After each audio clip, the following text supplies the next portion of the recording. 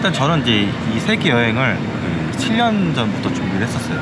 여행 루트라든가 여행 정보라든가 그리고 이제 재원 조달에 대해서 7년 동안 준비했었고, 물론 세계 여행은 저의 이제 초등학교 때부터 버킷리스트였기 때문에 어려서부터 그런 관련된 책이라든가 영상, 비디오 이런 것도 되게 좋아했었고, 어떤 주말에는 하루 종일 걸어서 세계 속으로 그거를 TV를 통해서 계속 봤던 그런 적도 있었고, 여행을 굉장히 어렸을 때부터 좋아했었고요. 저는 이제 사람도 좋지만 그 지역에 대한 궁금증이 되게 많아요. 그래서 차를 사서 관광지가 아닌 곳들도 다 이렇게 봅니다. 그러다 보니까 비용이 많이 드는 게 그런 측면도 좀 있는 것 같기도 하고요. 일단 예산 같은 경우에는 일단은 제가 주식에 다 들어가 있어요. 지금 현금 100%긴 하지만 일단 A 계좌, B 계좌 나눠 놓고 있는데, A 계좌 같은 경우에는 제 집 판 돈, 차 판 돈, 그리고 그동안 직장생활 14년 동안 한 그런 돈들, 이런 것들이 다 들어가 있는 계좌고, 이거는 제가 여행이 끝나고 나서 완전 모든 걸 다 은퇴하고 아무것도 안 할 그런 시기, 50대 중반 이후, 그때 이제 사용할 노후 자금으로 이렇게 놔두는 상태고요. 그리고 B 계좌 같은 경우는 제가 KB증권 14년 다니고 퇴사할 때 퇴직금으로 받은 게 3억이 조금 넘거든요. 그래서 그 3억으로 세계 여행을 가자, 그렇게 생각해서 이제 B 계좌에 다 들어가 있는 상태입니다. 그래서 3억이라는 돈으로 여행을 하는데 10년 동안 249개국, 세계 모든 나라를 다 가는 게 목표고요. 근데 문제가 있어요. 뭐가 문제냐면, 제가 10년 동안 249개국을 가는 데 있어서 드는 비용을 저는 총 5억으로 잡아놨었거든요. 근데 지금 시간이 지나서 보니까 5억이 모자랄 것 같아요.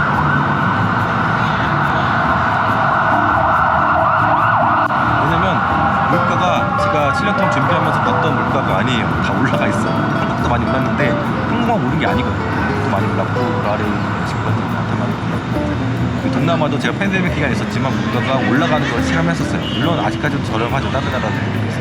참고로 멕시코랑 과테말라 물가가 동남아 물가보다는 더 센 것 같아요. 그래서 특히 한국 같은 물가는 훨씬 비쌉니다. 그래서 여러분들이 노후 은퇴하실 때 참고하시면 좋겠습니다. 아무튼 5억이 필요한데 5억이 더 필요한데 갖고 있는 돈 3억이잖아요. 그래서 주식에 좀 신경을 좀 써야 되는 그런 상황이었고, 그래서 작년에는 매매를 조금 액티브하게 하반기 때 해가지고 수익을 좀 냈어요. 그래서 작년에 주식 수익률이 41%였어요. 그래서 3억에 41% 하니까 어느 정도 이제 수익이 올랐고, 이제 1억 좀 안 되는 돈이 모자른 상황이잖아요. 그러다 보니까 앞으로 여행하면서 이걸 더 불려야 되는 그런 숙명이 있고, 일단은 어느 정도 작년에 큰 수익을 좀 내다 보니까 이걸 좀 지켜야겠다, 이걸 약간 스테이 시켜야겠다, 파킹 시켜야겠다 생각을 해서 작년부터 현금을 좀 만들어 놓기 시작을 했었어요.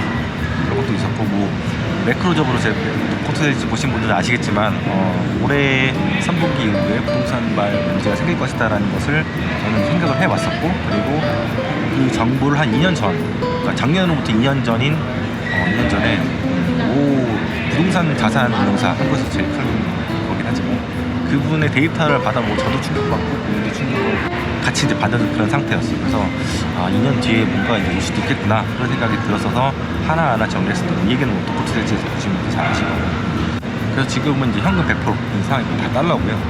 게다가 제가 이제 10년 일정이 끝나면은 3년을 더 여행을 할 건데, 어떤 여행을 할 거냐면 요트 여행을 할 거예요. 그래서 요트를 사서 3년 동안 전 세계 여러 항구들을 돌아보는 게 목표예요. 바다도 궁금하고, 제가 바다를 좀 무서워하긴 하지만 그렇다 보니까 비용이 더 추가로 드는 거죠.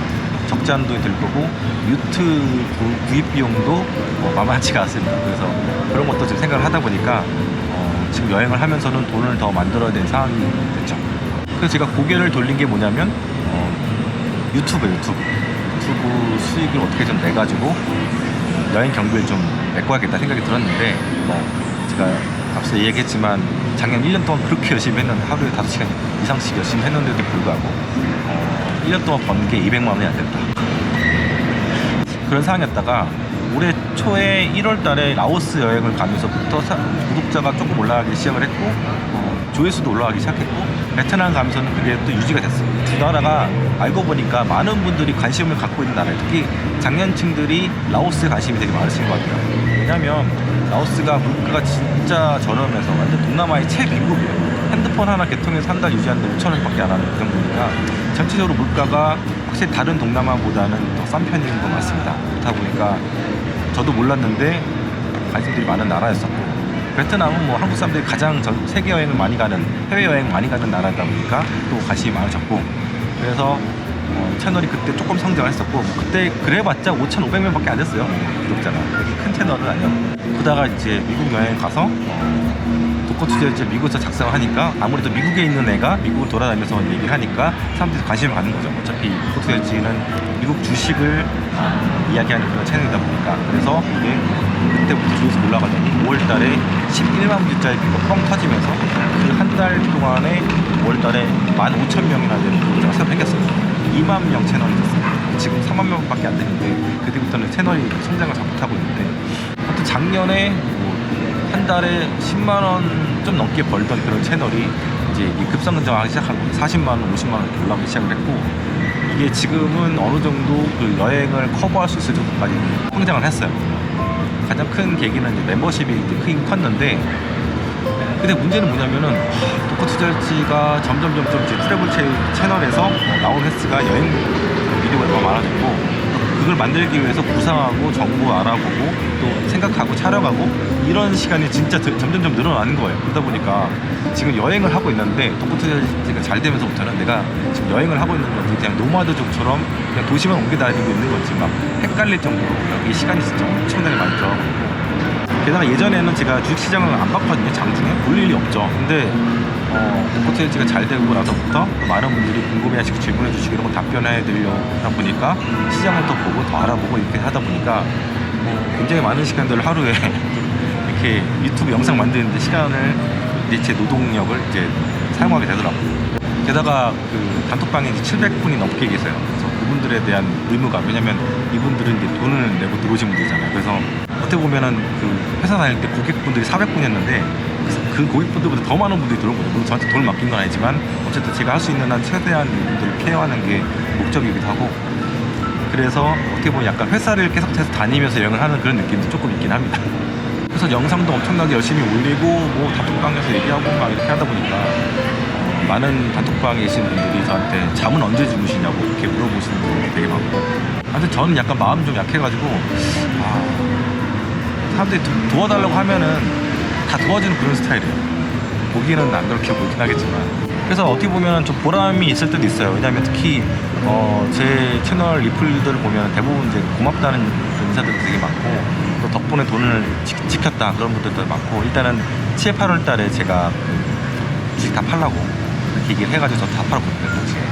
그래서 이제 그때 세이브해서 지금까지 편하게 이제 장을 보시는 분들이 굉장히 많아서 굉장히 보람이 느껴지기도 하고, 또 한편으로는 제가 은퇴하기엔 좀 어린 나이긴 해요. 40대 중반이다 보니까 제 친구들 아직도 다 회사에서 지금 원화 채굴을 하는 데 있어서 굉장히 올인하고 있고, 제가 뭐 기술이 아직은 녹슬거나 그런 것도 아닌 것 같고, 시장 보는 것도 작년도 그렇고 올해도 다 맞아가는 거 보면은 뛰어가는 종목들은 안 사긴 하지만, 그런 종목들 사기에는 제가 제 은퇴 자금이 규모도 그렇지만 좀 아깝죠. 안정적으로 운영해야 되는 그런 노후 자금이기 때문에. 그래서 그런 종목들은 저는 안 사고요.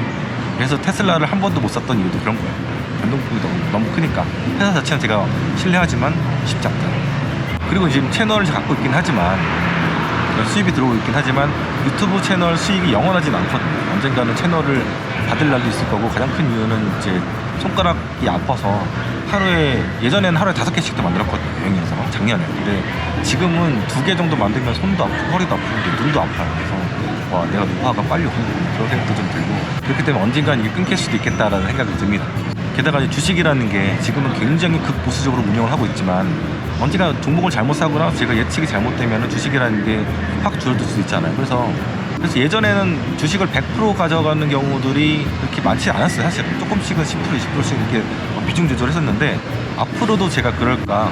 그래서 예전처럼 막 주식을 100% 가져가고 막 그러지는 않을 것 같아요. 만약에 이거는 풍랑장에 오게 되면은 단기적으로는 100%다 이제 때려박겠죠. 때려박겠는데, 전 또 백수기 때문에 대출도 안 돼요. 수입이 없는 걸로 나오니까.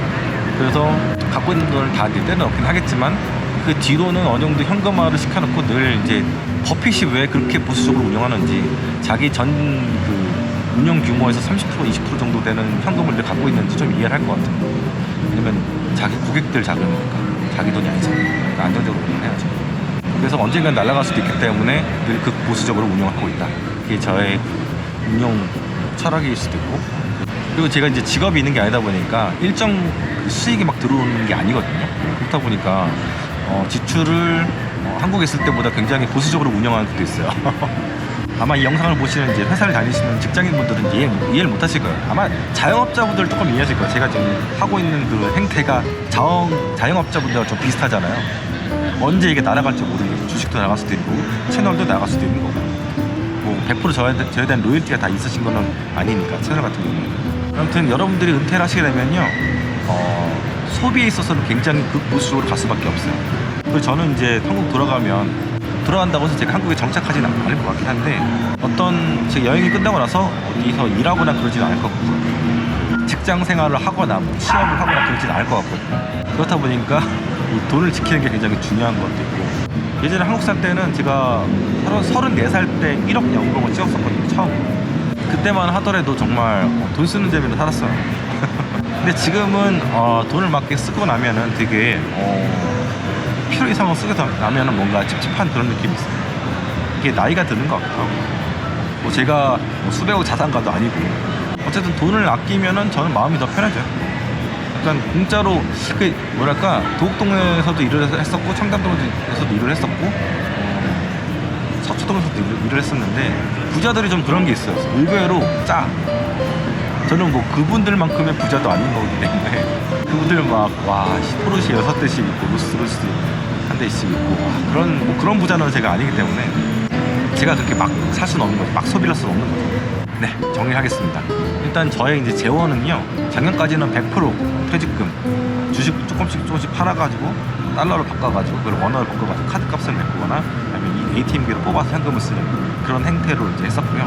그리고 올해 여름 지나고 나서부터는 조금 수입이, 유튜브 수입이 올라가면서 이 여행을 커버를 하기 시작했다, 이렇게 보시면 될 것 같습니다.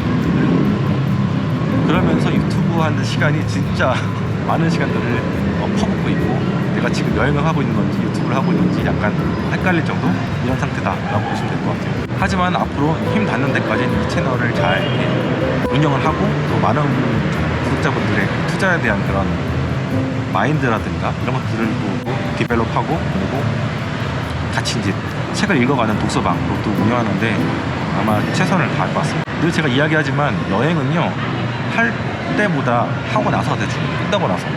제가 어떤 세계 여행 채널을 봤는데 30대 초반 중반 어린 부부더라고요. 근데 이 친구들이 1년 반 동안 여행을 하고 나서 한국 돌아갔는데 그냥 어떤 물류업체에서 일을 하더라고요.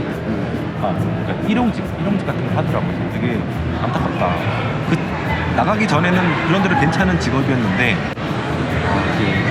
화이트 칼라였는데 그 전보다는 약간 못한 직업으로 간 거지. 연봉은 좀 뭐 나쁘지 않은 것 같아. 물류업이 힘쓰는 게 쉽지가 않은 일이다 보니까. 근데 그거 끝나고 나면은 그 남편이나 와이프나 젊은 친구들이 다 퇴근하면 쓰러져가지고 안쓰럽더라고요. 그래서 저는 30대, 20대 여행한 것도 좋은데 어느 정도 좀 채워놓고 준비해놓고, 뭔가 이제 캐시플로우가 들어올 수 있는 그런 루트를 만들어 놓고 나가는 게 정말 좋지 않나, 그런 생각합니다. 무작정 나가는 거 이런 거는 엄청 비추고요. 물론 무작정 나가서 잘 되는 케이스들도 있긴 하지만 안 되는 케이스가 더 많은 것 같아요. 그리고 어떤 특정 종목 주식에 다 몰빵해서 나가는 케이스도 되게 많은데, 그것도 사실은 제가 22년 동안 주식 투자를 하면서 14년 동안 업계에 있으면서 느낀 거는, 그거는 정말 아닌 것 같아요. 분산 투자하는 게 맞다, 이렇게 봅니다. 예전에는 그 여행처럼 살아보는 거야, 막 이런 한국 카피가 진짜 많았어요. 욜로 나오기 전에 아마 그런 카피들이 되게 많았던 것 같은데, 특히 이제 그 억대 연봉을 포기하고 퇴사한 이유, 막 이런 거 되게 많았잖아요. 이제는 너무 많아졌기 때문에 뭐 어그로 끌기도 정말 쉽지 않은 그런 주제가 됐는데, 이게 한국에서 산다는 게 쉽지가 않으니까 다들 뛰쳐나가는 것 같아요. 여행 유튜버도 진짜 많아졌고, 어떻게 좀 여행에서 서포트가 될 수 있을까 싶어가지고 많이들 나오시는 것 같은데, 여행을 하면서 콘텐츠를 만들어가면서 다닌다는 게 진짜 힘든 거 제가 2년째, 지금 3년째 지금 경험하고 있고, 그런 와중에서 이제 이 여행 채널 같은 경우에는 주로 여행에 로망이 있는 20대라든가 30대들이 많이 보는 채널이지 40대들이 보는 채널은 아니거든요. 40대들은 아이들도 중학생쯤, 고등학생쯤 됐으니까 이제 케어해야 되지. 돈 나갈 때는 너무나 많지. 경조사도 챙겨야 되지. 너무 많은 거야. 삶에 의욕도 잘 없는 경우도 많고, 또 남편이랑 와이프랑 사이도 되게 안 좋아지는 경우도 많고, 이혼 얘기 조금 나오고 막 그러잖아요. 그렇다 보니까 40대 중반 아저씨가 나와가지고, 물론 저도 연 초반에는 40대 초반이었지만, 그런 아저씨가 나와가지고 막 여행을 다니면서 이렇게 하고 다니니까 제 채널이 이제 클 수가 없는 거죠. 제 생각에는 40대, 50대 분들이 그 유튜브를 하시려면요, 여행보다는 정치, 재테크, 사회 이런 쪽이 맞는 것 같고, 저 같은 경우는 저희 이제 스페셜티가 이제 경제, 투자 쪽이잖아요. 그렇다 보니까 이거를 가미하면서 채널이 큰 거지, 지금까지 여행 채널로 계속 이어왔다면 굉장히 힘들지 않았을까, 그런 생각을 합니다. 아무튼 그렇게 여행을 많이 나선 젊은 친구들 같은 경우에는 사실 한국이 물가가 비싸다 하는데, 그 부모님 집에 살면서 지하철로 왔다 갔다 출퇴근 하면서 구내식당 가 먹고 이러면 진짜 세이브할 수 있거든요. 저는 뭐 16살 때 그 출가했어요. 출가. 그때부터 신문사 기숙사에서 일을 하면서 생활비랑 학비를 벌어서 다 했기 때문에 그런 경험을 해본 적은 없지만, 여러분들이 부모님 집에 이렇게 있으면서 이렇게 빈대부터 살면 진짜 아낄 수 있는 나라긴 해. 한 달에 그렇게 살면 50만 원도 안 쓸 수도 있어요. 왜냐면 직장인들 와이프한테 용돈 받는 게 막 100만 원, 200만 원씩 받는 게 아니잖아. 한 30만 원, 50만 원 받지 않나요? 근데 그렇게 할 수 있는데도 불구하고 동남아만 가도 제가 250만 원 한 달 썼잖아요. 그게 이제 여행하고 여기저기 다니고 호텔 잡고, 호텔도 뭐 적어도 3, 4만 원짜리 싼 데서 이렇게 잔다고 하면은 일단 한 달 나가는 돈이 120만 원, 150만 원 하니까, 거기에다가 이제 밥도 사 먹는 경우도 많고, 이렇게 하다 보면 마사지도 받고 이러다 보면은 힘드니까, 더우니까, 그러면 이제 250만 원이 나오는 거지. 그러니까 여행이 한국에서 사는 것보다 어떻게든 돈이 더 들어요. 특히 물가가 제일 싼 곳 중 하나가 동남아인데 동남아도 250만 원이면은 아메리카 대륙 같은 경우도 마찬가지고, 유럽도 그렇고 딴 데는 더 드는 거지. 특히 아프리카는 물가가 유럽보다 더 비싸거든요. 그렇기 때문에 돈이 훨씬 많이 듭니다. 아무튼 저는 이제 10년 일정으로 나왔기 때문에 다른 사람들보다는 좀 여유 있게 다닐 수 있어요. 물론 유튜브 채널 하면서 진짜 하루하루 너무 바쁘게 지내고 있긴 하지만, 또 1일 1 영상도 하고 있잖아요.